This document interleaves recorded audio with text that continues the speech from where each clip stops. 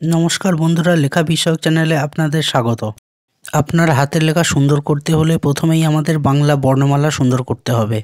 এই পর্বে বাংলা ব্যঞ্জন বর্ণের ক, খ, গ-কে কীভাবে সুন্দর করে লেখা যায় তা ধাপে ধাপে দেখানো হবে। বিশেষ করে আপনার বাড়িতে যদি ছোট বাচ্চা থাকে তাকে অবশ্যই এই ভিডিওটি দেখান। আশা করি এই ভিডিওটি দেখে উপকৃত হবে। আর কথা না বাড়িয়ে প্রথমেই শুরু করি ক-কে দিয়ে। ক-কে সুন্দর করে লিখতে হলে প্রথমে একটি দাগ দিন। তারপর এই দাগকে দুটি অংশে ভাগ করুন। তারপরে আবার দুটি অংশে ভাগ করুন। এই 4টি অংশ হয়ে গেল। আবার দেখুন একটা দাগ দিলাম। ঠিক এই ওপরের এই দাগটির সঙ্গে সমান্তরাল রেখে এখান থেকে একটি সোজা দাগ দিন। এইটা হচ্ছে মাঝের অংশ।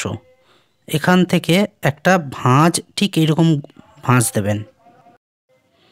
আমি আবার একবার দেখাচ্ছি। এই একটা সোজা দাগ, তারপর 1/4 অংশ থেকে এখান থেকে একটি সোজা দাগ, তারপর এখান থেকে হালকা ভাঁজ। এবার দেখুন এই যে মাঝের অংশটি রয়েছে, কয়ের এই গোল দাগটি মাঝের অংশ পর্যন্ত টেনে নিয়ে নিতে হবে। আমি আবার একবার লিখে দেখাচ্ছি।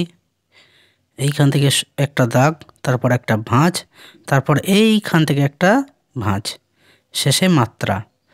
আমরা ক দেখালাম, এবার খ কি করে লিখতে হয় দেখাবো। দেখুন, খ লিখতে হলে সবার প্রথমে একটা দাগ দিন।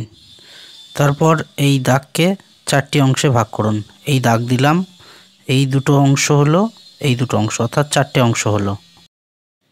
এই 4টে অংশের ঠিক দেখুন 1/4 অংশ, ওখান থেকে একটা ভাঁজ দিলাম এই রকম।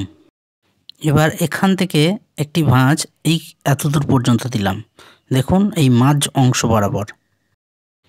আবার দেখুন, আবার দেখাই, দেখুন এইখান থেকে ভাঁজ দিলাম, আবার এত দূর এলো, তারপরে এইখানে একটা এরকম ভাঁজ দিলাম। মনে রাখবেন এই মাথা দুটো যেন এক সমান্তরালে থাকে। খ সুন্দর করার এটাই হচ্ছে মূলনীতি। আমি আবার দেখাচ্ছি। এইখান থেকে একটা ভাঁজ গেল উপরের দিকে, তারপর এইখানে একটা ভাঁজ দিয়ে ওপরে দাগটা দিয়ে দিলাম। এবার এখান থেকে একটা অর্ধমাত্রা দিয়ে দিলাম। অনেকের গ লিখতে অসুবিধা হয় বা গ-কে ঠিক সুন্দরভাবে লিখতে পারেন না, তাই তাদের জন্য বলি যে প্রথমে গ লিখতে হলে এরকম একটি দাগ দিন। তারপর এখান থেকে এই রকম একটা ইউ শেপের মতন একটা দাগ দিন, অর্থাৎ ওপরের দাগটা একটু যেন ছোট হয় নিচে দাগের চেয়ে। দেখুন এইটাকে যদি এখান থেকে যদি একটা লাইন টেনে দিই, দেখুন একটা একই সমান্তরালে থেকে যাবে।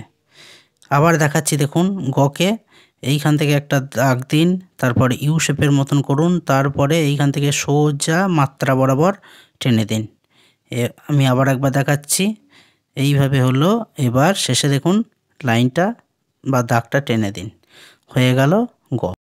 এইভাবে আমি ক, খ, গ-কে দেখালাম। এইভাবে যদি আপনারা ঠিক মাপের সাহায্যে যদি শেখেন তাহলে আপনারা জীবনেও কোনো দিন ভুলবেন না। আর এই ভিডিওটি বাচ্চাকে অবশ্যই দেখাবেন।